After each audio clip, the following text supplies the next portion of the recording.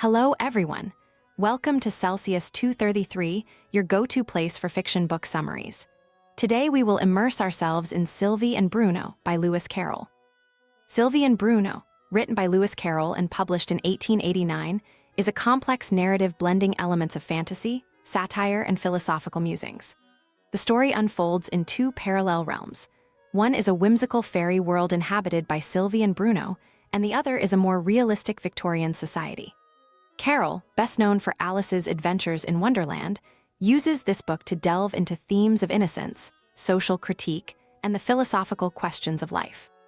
Through Sylvie, Bruno, and a colorful array of characters, Carroll weaves a tale filled with humor, moral lessons, and reflections on human nature. Plot summary. In a faraway land, in the quiet yet enchanted kingdom of Outland, a crowd gathered noisily in the marketplace, shouting contradictory demands. Some yelled for bread, others for taxes, but none seemed to know exactly what they wanted. Overlooking the scene from a window of the palace was the warden, a kind and wise man, and his loyal Lord Chancellor. The chaos outside was nothing compared to the schemes brewing within the palace walls. For the warden's younger brother, the cunning subwarden, alongside his ambitious wife, my lady, had plans of their own. Sylvie, the warden's sweet and compassionate daughter, and her mischievous younger brother Bruno lived in this strange world where human and fairy realms intertwined. Sylvie was gentle and thoughtful, always taking care of Bruno, who, though full of energy and mischief, adored his sister. Together, they navigated the oddities and challenges of their world, unaware of the sinister plots unfolding around them. The subwarden and my lady, hungry for power, dreamed of overthrowing the warden. The subwarden was sly and deceitful, and his wife, even more so, encouraged him to manipulate the kingdom's affairs to their benefit. They longed for riches, and in their hearts, they harbored the ambition of ruling as emperor and empress.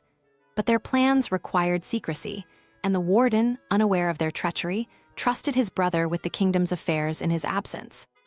The warden prepared to leave on a journey, handing over his duties to the subwarden in good faith.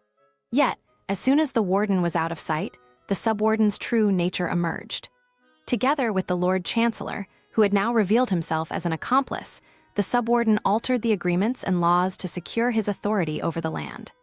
They planned to seize the treasures of the kingdom and deceive the people, slowly shifting the power into their hands. Meanwhile, Sylvie and Bruno continued their innocent play in the castle, unaware of the dangerous web being spun around them. Bruno, though a troublemaker, always found solace in Sylvie's kindness, and the two shared a deep bond that kept them joyful even as shadows loomed over their lives.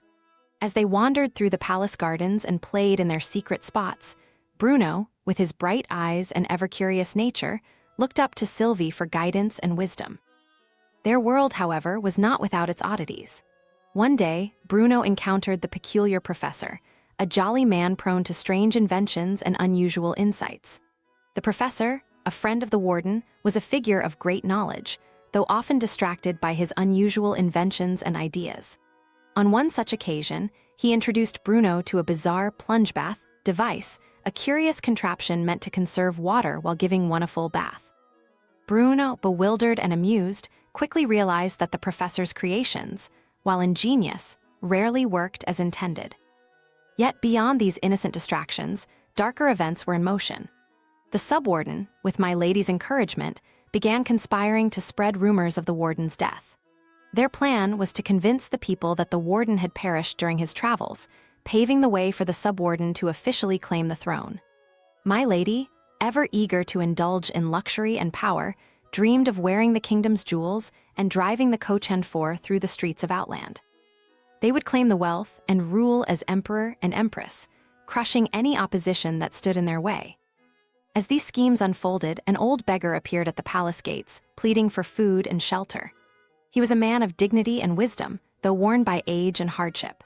Sylvie, moved by compassion, wished to help him, but the cruel Uggug, the spoiled son of the subwarden and my lady, taunted the beggar mercilessly, pouring water over him and shouting insults. Uggug's brutishness knew no bounds, and his parents, rather than disciplining him, praised his wicked behavior. Bruno, heartbroken by the sight, wanted to give the beggar his own slice of plum cake, but Sylvie held him back, knowing it was too dangerous to act openly in front of Uggug's parents. Despite the growing tension, Sylvie and Bruno's bond remained unshaken. As the days passed, they spent their time exploring the castle and its surroundings, seeking solace in their companionship. Sylvie's calm demeanor always balanced Bruno's exuberant energy, and together, they faced whatever strange events came their way. The pair often ventured into the fairy realm, where magical creatures and beings provided respite from the looming threats of the human world. In this enchanted land, Sylvie and Bruno were free from the worries that troubled their kingdom. The vice warden, however, was not satisfied with mere whispers of power. He and my lady were ready to escalate their plans, calling for an election that would grant them the title of emperor and empress. They cared little for the well-being of the people, who had already begun to suffer from the harsh new taxes and the closure of the bakeries. The people's cries for more bread, less taxes, fell on deaf ears, as the vice warden sought only to enrich himself at their expense. Yet, even as their schemes progressed, Sylvie and Bruno's innocence and love for one another remained a beacon of hope in the darkening world.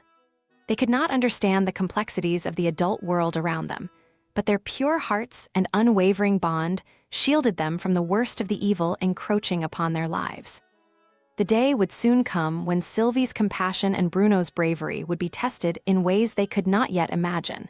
But for now, they continued to laugh, play, and dream, untouched by the darkness lurking just beyond the horizon. In this magical and peculiar kingdom, where fantasy and reality intertwined, love and innocence stood as the last defense against greed, corruption, and the relentless pursuit of power. That's it for now, but don't stop here. Lewis Carroll has more stories waiting for you. Check them out in the description or on Celsius 233. Remember, while our summaries capture the essence, they can never replace the full experience of reading the book. If this summary intrigued you, consider diving into the complete story, buy the book, and immerse yourself in Lewis Carroll's original work. Bye-bye, take care, have fun.